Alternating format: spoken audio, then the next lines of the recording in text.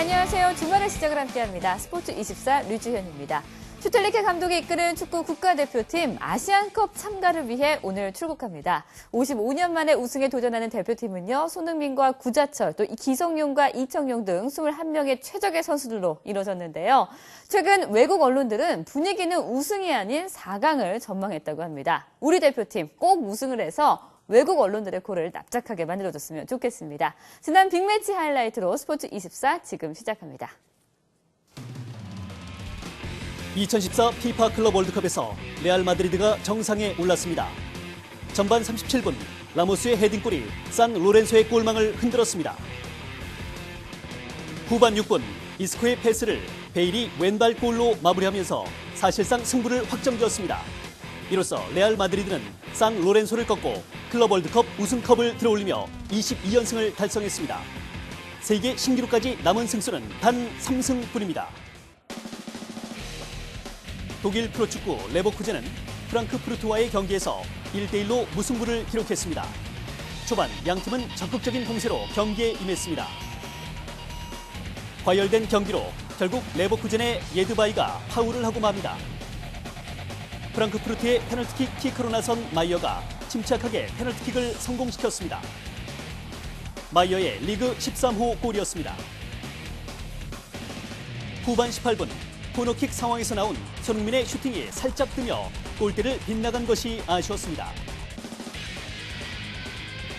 후반 38분 레버쿠젠의 벨라라비가 박스 안으로 파고들며 강력한 슈팅으로 골망을 갈랐습니다. 결국 경기는 1대1 무승부로 마무리됐고 손흥민은 후반 29분 교체됐습니다.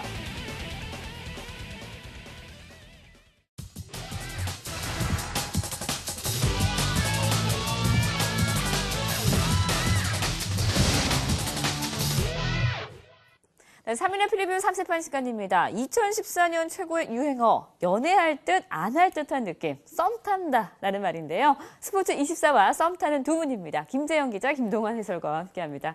두 분 안녕하세요. 네, 안녕하세요. 네, 성탄들은 어떻게 썸 좀 타셨어요? 아, 네. 그래서는 안 되겠죠. 네, 알겠습니다. 네, 메시에 밀려 만년 2인자 소리를 듣던 호날두 1위로 우뚝 올라섰다는 소식이 있어요? 네, 그렇습니다. 레알 마드리드 호날두가 올해 세계 최고 축구 선수로 선정이 됐는데 영국 신문 가디언이 선정을 했는데요. 미디어 관계자 등 전문가 70여 명에게 평가를 의뢰한 결과입니다. 호날두는 평점 2,899점으로 2,801점을 얻은 메시를 따돌렸습니다. 저한테 물었으면 저는 메시에게 좀 힘을 실어줬을 것 같은데 네. 한편 이 반가운 이름도 좀 있었습니다. 이 손흥민 선수가 111을 기록했는데 아시아 선수 가운데 가장 높은 순위를 기록을 했습니다. 네, 그러면요 김동환 해설가는요 지금 김재형 기자는 메시를 좀 뽑았을 것 같다라고 말했었는데 어떻게 생각하세요? 저는 뭐 메시 선수가 어쨌든 이번 시즌만큼은 활약상이 지난 시즌에 비해서 좀 떨어지기 때문에 네. 호날두 선수에게 주는 것에 대해서 뭐 동의를 하고요. 네. 호날두 선수가 그리고 이번 기록을 보면 이번 시즌의 기록을 보게 되면 2경기당 한 골을 넣고 있거든요. 엄청난 뭐 인간 이상의 그런 능력을 보여주고 있는데 경기장 밖에서도 뭐 여러 가지의 좋은 일들을 또 많이 하기 때문에 호날두 선수가 아무래도 가장 이번 시즌 발롱도르에서 매번 밀렸는데 이번만큼은 차지하지 않을까 이런 생각을 해봅니다. 네, 알겠습니다. 인간 이상의 능력, 네, 굉장히 인상적인데요. 두 분에게 올해 최고의 선수를 뽑으라는 의뢰가 들어온다면 어떤 선수를 뽑고 싶으세요? 글쎄요, 뭐 최고의 활약을 펼친 선수도 있겠지만 저는 네. 가장 인상적인 선수를 하나 꼽으라면 뭐 기성용 선수를 좀 꼽고 싶은데 사실 네. 기성용 선수가 올해 초만 해도 굉장히 위기였어요. 이제 국가대표팀에서 SNS 파문을 겪으면서 굉장히 위기에 있었고 더군다나 이제 브라질 월드컵에서 성적마저 안 좋으면서 어찌 보면 굉장히 선수 생활 최대 위기가 아니었나 싶었는데 슬기롭게 극복을 했고 소속팀 스완지 시티에서 뭐 이제는 없어서는 안 될 선수가 이제 됐기 때문에 그런 면에서 봤을 때는 뭐 정신적 그리고 또 기량적인 면에서 굉장히 한 단계 더 성장하지 않았나 싶고요. 네. 이런 어떤 성장을 발판으로 해서 내년 1월 아시안컵에서도 좋은 활약이 기대되지 않나 생각을 해봅니다. 네, 어떻게 보세요? 축구 얘기를 하셔가지고 저는 다른 종목을 꼽아야 될 것 같은데 네, 저기 메이저리그 쪽으로 넘어가서 네. 클레이튼 커쇼 선수를 뽑고 싶습니다. 21승 3패, 방어율 1.77. 엄청납니다. 그리고 잠비아에 기부 운동도 했죠. 학교도 지어졌죠. 이게 네. 경기장 외적으로 좋은 이 일을 하는 선수들이 참 매력적이더라고요. 그래서 국내 선수 중에는 또 대기록에서나 이제 서건창 선수 네, 선수를 그렇죠. 꼽고 싶었는데 201안타죠. 135득점을 기록한 서건창 선수에게 축구 해설가가 야구 선수를 꼽아봤습니다. 네. 그러면 저도 한 명 뽑아도 될까요? 네, 네, 뽑아보시죠. 돈 드는 거 아니니까 하시죠. 네. 저는 아무래도 영원한 캡틴 박지성 선수 꼽고 싶어요. 정말 은퇴 장면도 멋있게 보였는데 마음속으로 방송 전에 박태환이라 그러지 않았습니까? 네. 개인적인 사심 네. 팬투표 방송이 좀, 네, 꼽았었는데 바뀌셨네요, 그새. 좀 이게 공명 정대하지 못하네요. 네. 그래도 같은 박씨니까 네. 넘어가도록 하고요. 네, 본격적인 축구 3세판 시작하겠습니다.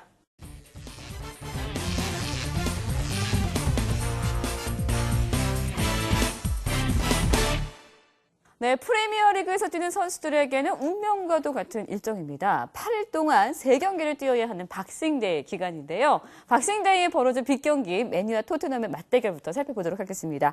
네, 김재영 기자, 박싱데이를요, 빡센 일정이라고 박싱데이라는 네. 우스갯소리도 있을 만큼 참 힘든 일정인데요. 예, 맞습니다. 첼시의 무리뉴 감독이 무슨 얘기를 했냐면 이탈리아나 스페인의 독일 같은 경우는 선수들이 이제 휴양지도 가고 1월 초 중순까지 휴가다 보니까 휴양지도 가고 거기는 크리스마스 있고 뉴이얼스 데이도 있는데 그러니까. 영국에는 오직 축구밖에 없다. 네. 이런 식으로 약간 좀 비아냥거렸는데 그만큼 굉장히 빡빡한 지금 일정이에요. 하지만 시즌 성적을 결정하는 굉장히 중요한 분기점인 만큼 각 팀마다 이제 총력전을 준비하고 있는데요. 네. 먼저 이 메뉴의 전력부터 좀 짚어보면 최근 상승세를 타고 있는 메뉴는 토트넘 원정에 나섭니다. 최근 6번의 맞대결에서는 메뉴와 토트넘이 2승 2무 2패로 팽팽히 맞서고 있는데요. 지난 시즌의 경우에는 토트넘이 메뉴 원정에서 승리하며 1승 1무의 우세를 보였지만 역시 박빙의 승부였습니다. 최근 경기력을 놓고 보면 약간 용호 상박이라 할 수 있는데 두 팀 모두 비긴 경기보다 이긴 경기가 더 많습니다. 접전이 예상되는 가운데 굳이 한 팀을 선택해야 한다면 메뉴에 손을 들어주고 싶습니다. 메뉴는 시즌 초반 부상 선수들이 속출하며 힘든 일정을 소화했는데요. 디마리아와 팔카오에 이어 루크쇼, 스몰링 등 수비수들도 부상을 털고 복귀했습니다. 빡빡한 일정의 박싱데이를 앞두고 그야말로 천군만마를 얻었다 네. 이렇게 정리할 수 있을 것 같은데요. 본격적으로 베스트 11이 가동될 것으로 보이는데 최근 상승세에 부상 명동에서 퇴원한 주축 선수들까지 더한 메뉴의 승리를 예상합니다. 네, 박빙, 용호 상박 등등의 수식어가 동원된 만큼 팽팽한 대결이 예상되는데요. 메뉴와 아스널의 맞싸움 3세판의 의견으로 함께 하시죠.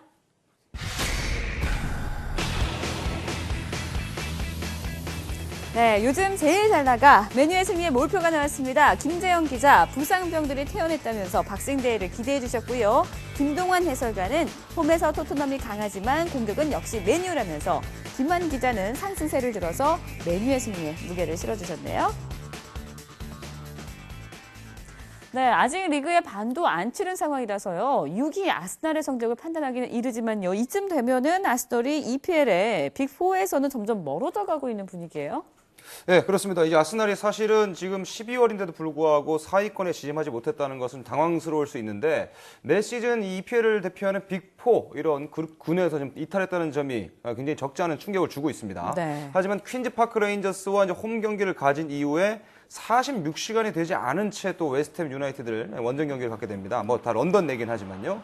그리고 이제 4일 뒤에는 사우스햄튼과 이제 원정 경기가 예정돼 있기 때문에 아스날로서는 굉장히 버거울 수밖에 없는 일정인데 아스날의 벵거 감독은 이번 시즌에 주축 선수 돌아오기 때문에 크리스마스 기간을 활용해서 확실히 좋은 모습을 보여줄 거다. 반드시 좋은 결과를 확신한다면서 이런 또 인터뷰를 했습니다. 전체적으로 선수단 분위기 굉장히 좋다는 얘기인데 네. 아무래도 아스날은 부상 선수들이 복귀하는 시점이 이번 박싱데이 기간이기 때문에 다른 팀에 비해서 스쿼드 운영이 좀 다양해질 수가 있는 상황입니다. 반면에 이제 돌풍의 핵인데요. 이제 웨스트햄입니다.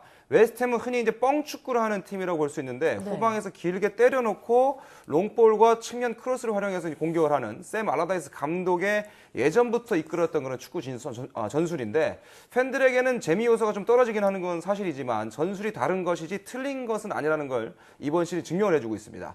아무래도 웨스트햄처럼 좋은 성적을 낼 수 있는 전술로서 거듭나고 있다는 건데 지난 스완지전에도 가장 빛난 거는 이제 부상에서 돌아온 앤디 캐롤 선수인데요. 앤디 캐롤 선수가 11월 초 부상에서 돌아와서 컨디션을 끌어올리는 중인데 강력한 몸싸움, 제공권 이런 것들을 확실히 이끌면서 웨스턴 공격에 이제 선봉장이 되고 있습니다. 스완지전에도 기량이 일정 부분 회복됐다는 것을 스스로 증명했는데요. 그리고 이 외에도 새롭게 이적해서 온 선수들, 새롭게 영입한 선수들이 굉장히 잘해주고 있습니다. 허리 쪽에 알렉스 송 선수를 비롯해서 발렌시아라든지 칼 제인킨슨, 사코 등이 주전으로 이제 활약하면서 존재감을 드러내고 있는데 다만 이제 젠킨슨이 아스날에서 임대해 왔기 때문에 임대 조항에 의해서 이 경기 뛰지 못하는 점, 측면 수비의 좀 약점으로 보이는 게 조금은 아쉽긴 한데 단조로운 공격 패턴이긴 하지만은 그래도 조직력 자체가 최근에 완벽에 가까운 경기를 펼치기 때문에 양 팀의 공수 밸런스라든지 빡빡한 일정을 고려해 볼 때 이번 승부는 아무래도 무승부가 예상되는 경기로 저는 여겨집니다. 네, 알겠습니다. 김동완 해설가는요, 무승부를 예상해 주셨는데요. 다른 전문가들의 의견은 어땠을까요? 함께 보시죠.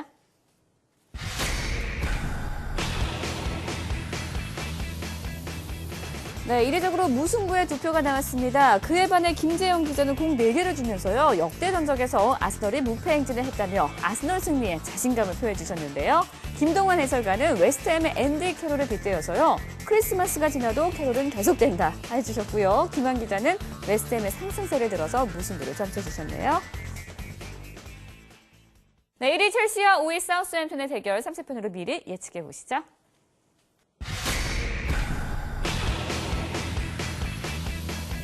네, 첼시 승리에 대한 공개수가 심상치 않습니다. 김재영 기자는요, 공 4개로 햄튼의 위기설을 제기해 주셨네요. 김동완 해설가는 햄튼의 주전들이 돌아왔지만 첼시가 완벽하면서 앞선다고 해주셨습니다. 또 김한 기자는 햄튼의 상승세는 끝났다라면서 공 5개로 100% 자신감을 보여주셨네요. 네, 이번에는 오는 화요일 리버풀과 스완지시티의 경기 알아보도록 하겠습니다. 먼저 스완지시티의 기성용, 팀 내 위치를 알 수 있는 일이 벌어졌었다고요? 네, 그렇습니다. 스완지시티 게리 멍크 감독이 대한축구협회에 기성용 선수를 1월 2일 경기 이후 대표팀에 좀 보내겠다라는 의견을 보냈어요. 사실 대한축구협회, 즉 축구대표팀 입장에서는 조금 아쉬운 부분일 수도 있는데 네. 결국 이제 슈틸케 감독과 협회가 논의를 해서 이 제안을 받아들이기로 했다고 합니다. 다만 걱정인 건 박싱데이 일정이 워낙 빡빡하기 때문에 이걸 마치고 이제 대표팀에 합류를 하면 그렇죠. 체력적인 부분에서는 조금 휴식이 필요할 것 같고요. 아마도 1월 4일 사우디전에는 출전이 좀 어려울 것 같지만 1월 10일까지는 좀 여유가 있기 때문에 괜찮을 걸로 좀 보이고요. 일단 문구 감독이 이례적으로 차출 연기 요청을 하는 것을 보면 역시 앞서 말씀드린 것처럼 기성용 선수의 팀 내 어떤 입지를 확인할 수 있는 부분입니다. 네. 올 시즌 좀 기록을 살펴보면 기성용 선수가 리그 17경기에 모두 이제 선발 출전을 했고요. 네. 여기에 3골을 넣었는데 이 골이 공격수 보니 선수에 의해서 팀 내 최다 득점 현재 2위에 물론 지난번 이제 행운의 어떤 득점도 따르기도 했습니다만 그만큼 기성용 선수는 현재 스완지시티에서는 정말 없어서는 안 될 만능 키라고 할 수 있습니다. 네, 알겠습니다. 스완지시티의 승승장구 기성용 선수가 있다면 리버풀에는 좀 애매한 포지션이죠. 발로텔리 선수가 있어요. 예, 퍼거슨 감독이 맨유 선수들에게 예전에 했던 얘기가 인생에 있어서 SNS는 시간 낭비다 이런 표현을 한 적이 있었는데 네. 이 SNS 때문에 또 한 경기 징계를 받았었죠. 경기 이제 복귀하긴 하는데 리버풀이 아스날전에 이제 극적인 무승부를 슈크레텔이 만들면서 분위기가 좀 쇄신되었다고 볼 수는 있습니다. 하지만 공격력이 아직도 미완성이거든요. 발로텔리가 이제 한 경기 징계 이후에 복귀했지만 리버풀을 이끌고 있는 브렌던 로저스 감독이 얼마 전에 이제 마리오 발로텔리에 대해서 아쉬움을 표현을 했습니다. 전술적 활용도에 대한 문제였는데요. 로저스 감독은 발로텔리는 현재 우리가 쓰고 있는 리버풀의 전술과 경기를 풀어가는 방식과 맞지 않다. 이렇게 좀 인정을 했습니다. 하지만 이런 발언이 아무래도 발로텔리에게 심리적으로 자극 줄 수 있는 감독으로서의 또 역량을 또 보여준 것이 아닌가 이런 생각도 드는데요. 체력적으로 힘든 일정 속에 리버풀이 이제 번리전에 공격력을 살려내야 되는 압박이 좀 클 것 같은데 점유율 축구가 스완지의 또 특징이기 때문에 네. 리버풀과 스완지의 경기는 중원에서 치열한 싸움이 좀 있을 것으로 예상이 됩니다. 그러면서 골 결정력이 양 팀에서 조금 부족한 현상이 드러나면서 아무래도 무승부가 되지 않을까 이런 예상을 해봅니다. 네, 김동완 해설가는 무승부를 예상하셨는데요. 스완지시티의 기성용과 리버풀의 발로텔리 두 선수의 활약을 기대해보면서요. 3세판 의견 함께 하시죠.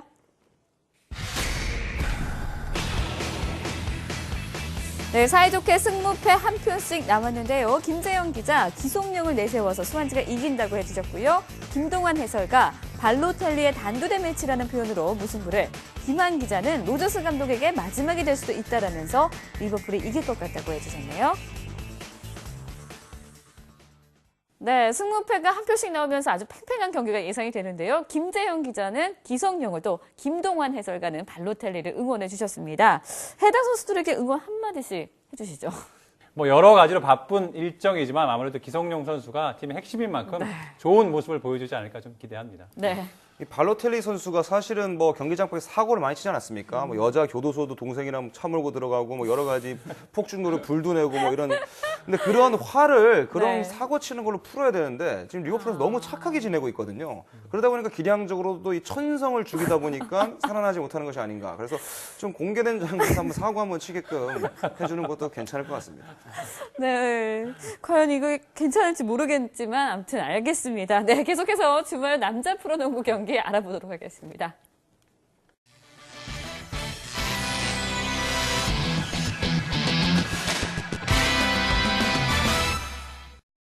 네, 올 시즌 프로농구 최고의 빅매치로 자리 잡은 모비스와 SK의 1, 2위 맞대결입니다. 허재원 기자의 분석 화면으로 만나보시죠. 올 시즌 프로농구 최고의 빅매치로 자리 잡은 모비스와 SK의 1, 2위 맞대결입니다. 두 팀은 올 시즌 3번의 맞대결 모두 명승부를 연출하고 있습니다. 특히 양동근과 김선영은 새로운 라이벌로 자리를 잡으면서 양보 없는 멋진 경기를 보여주고 있습니다. 1, 3차전은 모비스, 2차전은 SK가 가져갔는데요. 이번 경기는 모비스 홈인 울산에서 펼쳐집니다. 두 팀은 정규리그 막판까지 선두 경쟁을 펼칠 가능성이 높기 때문에 맞대결 성적은 특히 더 중요합니다. 모비스는 양동근과 문태영, 라틀리프의 삼각편대가 건재하고 부상 중이던 이대성까지 합류해서 전력이 더욱 탄탄해졌습니다. 하지만 SK와의 3차전에서 활약이 전무하다시피 했던 함지훈이 살아나지 않는다면 이번 경기 역시 어려워질 수도 있습니다. SK는 3차전에서 너무나도 아쉬운 패배를 당했기 때문에 이번 경기에서 반드시 서력한다는 각오입니다.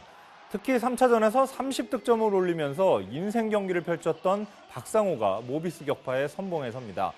김선영과 해인즈의 공격력이 변함없는 가운데 김민수와 박승리 등 장신 포워드들의 득점력도 겸비하고 있어서 상대 수비수로서는 막기가 여간 어려운 게 아닙니다.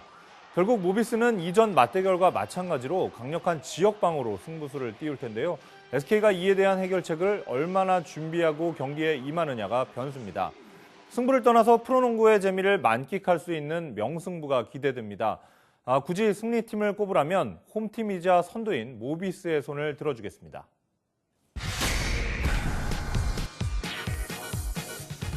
네, 공격적인 공개수로요. 모두 1위 모비스의 승리가 유력하다고 해주셨습니다. 허재원 기자는 양동근, 김선형을, 최용석 기자는 방패 모비스를 칭찬해 주셨고요. 이원만 기자, 이대성의 합류로 모비스가 넘사벽 완전체가 됐다라는 표현을 해주셨네요. 네, 이번에는 꾸준히 상위권을 지키고 있는 동부가 들쭉날쭉한 LG를 원주 홈으로 불러드립니다. 계속해서 허재원 기자가 준비했습니다. 꾸준히 상위권을 지키고 있는 동부가 들쭉날쭉한 LG를 원주 홈으로 불러드립니다.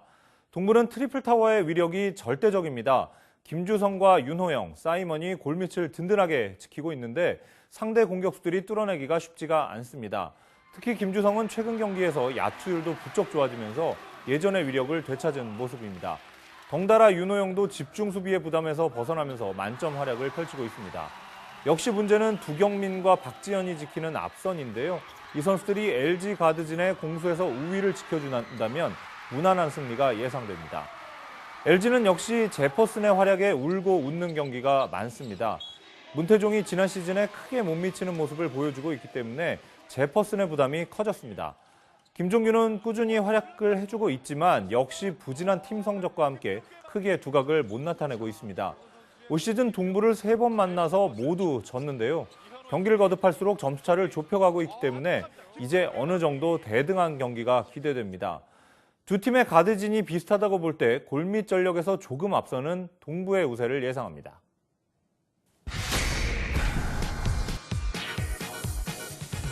네, 먼저 동부의 승리 의견부터 보겠습니다. 허재원 기자, 김주성, 윤호영, 데이비드 사이먼으로 이뤄진 트리플 타워를 내세웠고요. 이원만 기자, 김종규 없는 LG를 걱정하면서 탄탄 동부 산성을 칭찬해 주셨습니다. 그런가 하면 최용석 기자는 LG가 3연패하긴 했지만 점수차가 점점 줄고 있다라면서 LG 승리에 손을 들어주셨네요.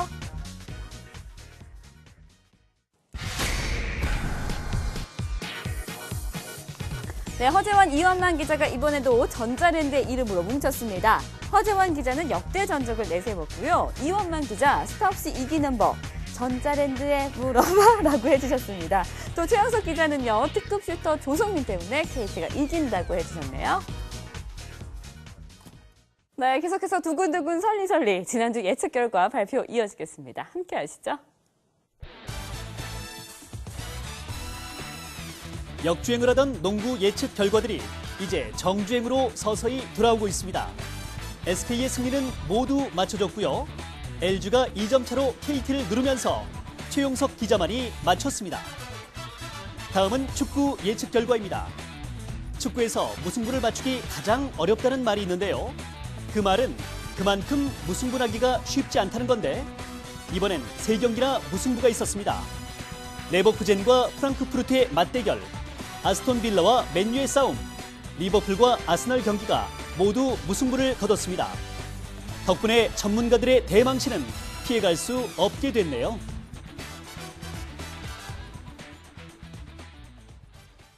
네, 이 정도면 거의 무승부의 난이라고 해도 과언이 아닐 것 같습니다. 근데 두 분 할 말씀이 좀 있으실 것 같아요. 저는 사실 네. 할 말은 많은데 해서는 안 될 것 같고 면목이 좀 없고 네.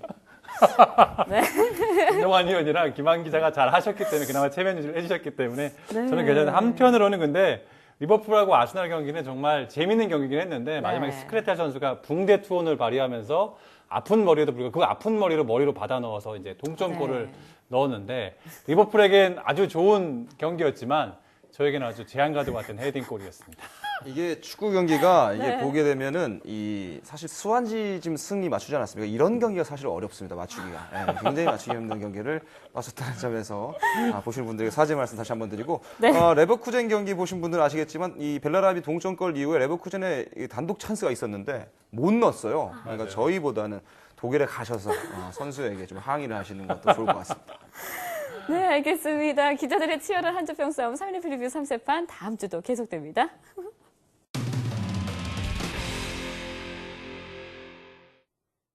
네, 2014년은 스포츠의 해였다고 해도 정말 과언이 아닙니다. 소치 동계올림픽과 브라질 월드컵 또 인천 아시안게임까지 굵직한 국제대회가 잇따라 열렸었는데요. 그래서 그런지 각종 언론에서 2014년 스포츠를 10대 뉴스로 많이 꼽고 있습니다.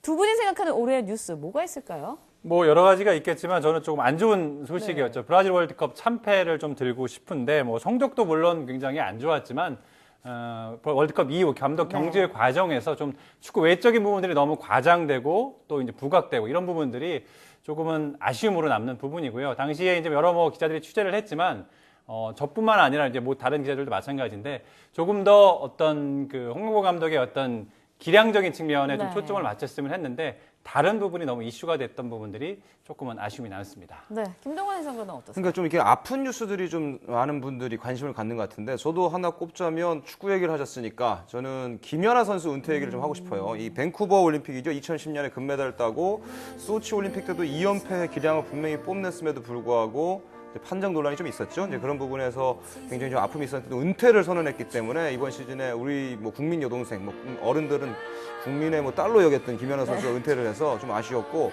저희 세대에서는 또 개인적인 또 이별을 겪었기 때문에 그 부분이 좀 안타까워서 스포츠 선수로서 다른 무대에 좀 얼굴을 비췄으면 하는 바람이 좀 있습니다. 네, 뭐 사심은 아닌 것 같고요. 네, 뭐 김연아 선수가 저를 안 좋아하기 때문에.